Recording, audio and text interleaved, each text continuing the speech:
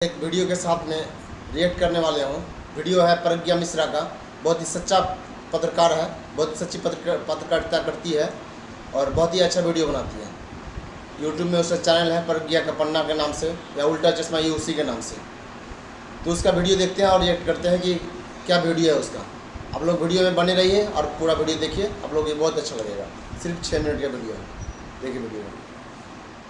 नमस्कार दोस्तों। जिस प्रोसेस से नरेंद्र मोदी का जन्म हुआ होगा। नमस्कार दोस्तों। जिस प्रोसेस से नरेंद्र मोदी का जन्म हुआ होगा, मानव जाति में इसी पद्धति से सबका जन्म होता है। सबके जाने की पद्धति भी एक जैसी ही होती है। लेकिन महामानव इतने चालू हैं कि जब ये सवाल होने लगे कि मोदी जी अब बूढ़े हो गए हैं, कुछ समय में 75 के हो जाएंगे, वो प्रधानमंत्री बन भी गए तो भी उनको हटना पड़ेगा, तो उन्होंने वोटरों को फंसाने का एक नया तरीका निकाल लिया है कि वो बूढ़े चाहे जितना हो जाएं, पहली बार तो वो प्रधानमंत्री पद से हटेंगे नहीं, 75 पार वाला अपनी ही पार्टी का नियम मानेंगे नहीं, और दूसरा जुमला ये छोड़ दिया है कि उनको परमात्मा ने विशेष काम के लिए भेजा है। जब तक वो काम पूरा नहीं हो जाएगा, यानी जब तक भारत विकसित नहीं हो जाएगा, तब तक परमात्मा उनको वापस नहीं बुलाएंगे। एक तरह से मोदी ये बताने की कोशिश कर रहे हैं कि मृत्यु पर उनका कंट्रोल है, बुढ़ापे पर उनका कंट्रोल है। ईश्वर ने मुझे किसी विशिष्ट काम के लिए भेजा है। परमात्मा ने मेरे लिए किसी पर्पज के लिए भेजा हुआ है। सत्ता के बड़े बड़े लालची राजा देखे, लेकिन परमात्मा के नाम पर गद्दी गर्म करने की इच्छा रखने वाला राजा पहली बार देखा है। अब यहाँ पर देखिए, सत्ता के भूखे राजा साहब का गला खराब है, बीच में खांसी भी आ गई है। ये आपके घर में बिजली कनेक्शन कटा के फिर अंधेरा कर देंगे। दोस्तों, मोदी लोगों की भावनाओं से खेलना, उनकी मान्यताओं से खेलना बहुत अच्छी तरीके से जानते हैं।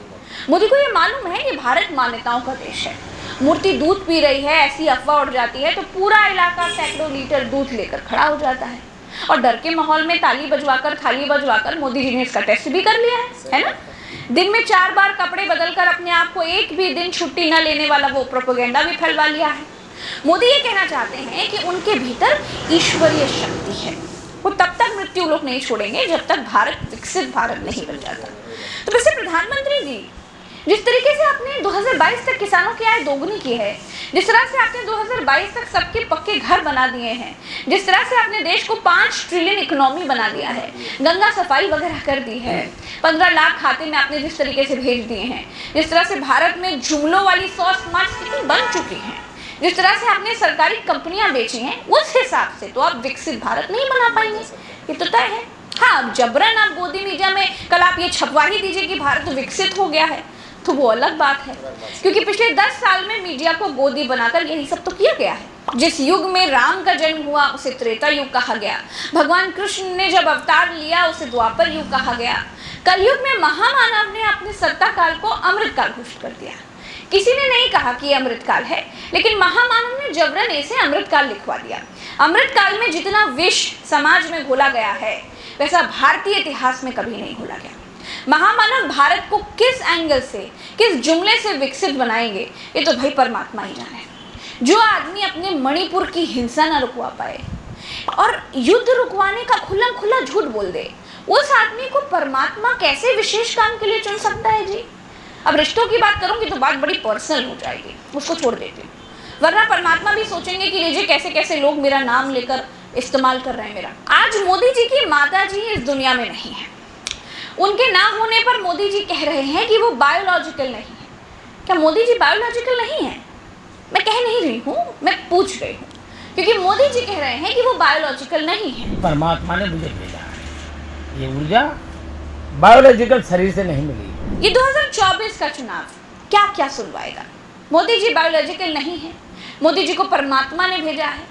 अगला चरण भी अगर मोदी हारते हैं, वो ये भी कह सकते हैं कि वो उड़ सकते हैं, गायब हो सकते हैं, पानी पर चल सकते हैं, मुंह से आग निकाल सकते हैं, जैसे वो शक्तिमान झुक झुक झुक झुक करके इधर से उधर चला जाता था ना, वैसे वो भी ट्रैवल कर सकते हैं। आज की तारीख में ढोंगी बाबाओं और प्रधानमंत्री में बहुत ज्यादा अंतर नहीं रह गया। देश के प्रधानमंत्री चमचों के सामने इंटरव्यू में खुल के कहते हैं, मैं बायोलॉजिकल नहीं हूँ, मैं बायोलॉजिकल नहीं हूँ। जैसे आप सब हिंदुस्तान के की जनता, सारे जीव जो बायोलॉजिकल हैं मैं उनको नरेंद्र मोदी जी कहते हैं कि भैया आप सब बायोलॉजिकल हो, मैं बायोलॉजिकल नहीं हूं, मुझे परमात्मा ने भेजा ऊपर से भेजा है, मिशन के लिए भेजा है। अब अगर भैया सड़क पे आपको ये कोई कह दे तो आप उसे क्या कहोगे? क्या कहोगे?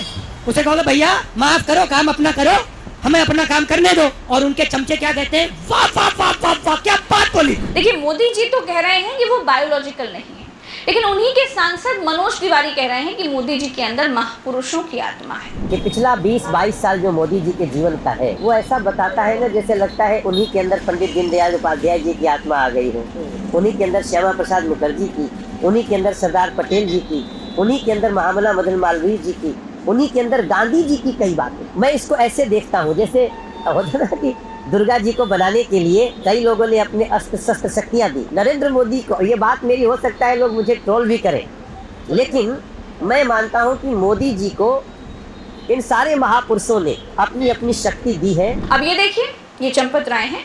असल में महामानव को चने के झाड़ पर उन्होंने ही विष्णु का अवतार कहकर चढ़ा दिया है। अब महामानव को सच में लगने लगा है कि वो अवतार ही है। प्रधानमंत्री इस देश के भगवान विष्णु का अवतार है। विश्व की राजनीति में भी हमने बड़े से बड़ा गद्दी से चिपका हुआ शासक देखा, लेकिन किसी ने गद्दी से चिपके रहने के लिए परमात्मा का सहारा नहीं लिया। महामानव बड़ा ज्ञान बांटते हैं कि दूसरों को मौका मिलना चाहिए, लेकिन ये अपनी खुद की गद्दी नहीं छोड़ना चाहते। इनके प्राण अपनी गद्दी में ही बसते हैं और इसीलिए भारत की धार्मिक जनता की आंखों में धूल झोंकने के लिए खुद को परमात्मा से जोड़ रहे हैं। बहुत बड़ी बात नहीं होगी कि कुछ समय बाद ये खुद को कल की अवतार घोषित कर दें, क्योंकि महामानव को मालूम है कि अगर वो सत्ता से गए तो जो सत्ता में आएंगे वो महामानव का सारा प्रोपेगेंडा बेनकाब कर देंगे। हार के डर से महामानव परमात्मा के पीछे छिपने लगे हैं। दोस्तों, फिलहाल तो इस वीडियो में इतना ही। लीजिए इजाजत, चलते हैं। राम राम व सलाम, जय हिंद। ये लोग मंदिर के नाम पर चुनाव लड़ने चले थे, आखिर तक महामानव ने खुद के भीतर ही परमात्मा की शक्तियां घोषित कर ली हैं। प्रोपेगेंडाधारी परमात्मा की ओट लेने वाले कहीं भी चमत्कार कर सकते हैं, ईवीएम में भी। इसलिए लोगों को होशियार रहने की जरूरत है। नमस्कार।